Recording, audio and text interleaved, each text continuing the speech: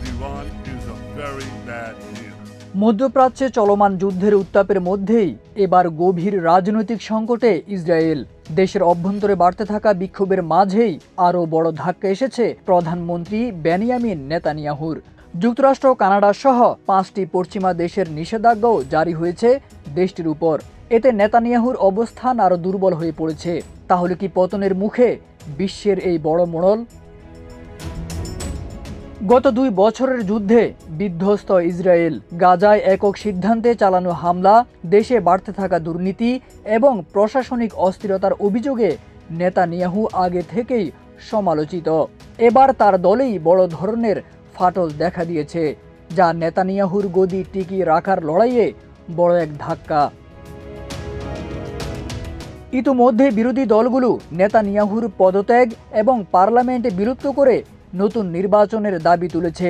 তারা জানিয়েছে প্রয়োজনে আদালতের মাধ্যমে তাকে সরিয়ে দেওয়া হবে। এই পরিস্থিতিতে জোট রক্ষায় মরিয়া হয়ে উঠেছেন নেতানিয়াহু।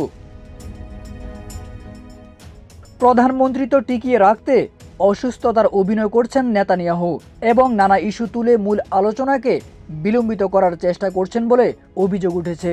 তবে সাম্প্রতিক জরিপে দেখা গেছে ইসরায়েলিদের একটি বড় অংশ মনে করছে নেতানিয়াহু আর দেশের জন্য উপযোগী নন, তার জনপ্রিয়তা তলানিতে।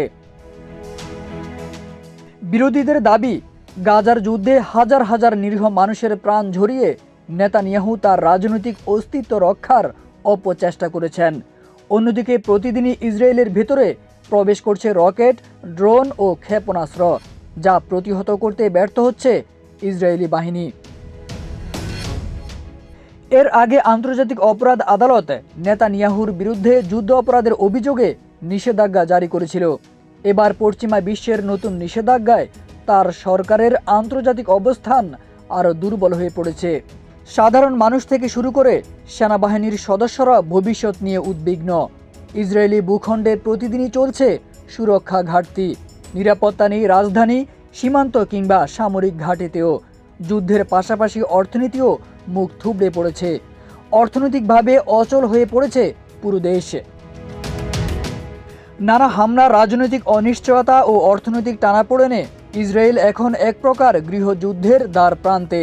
এবং এই মুহূর্তে সবচেয়ে বেশি উচ্চারিত একটি প্রশ্ন হলো, এক ব্যক্তির দুর্নীতির দায়ে কি গোটা জাতিকে মূল্য দিতে হবে?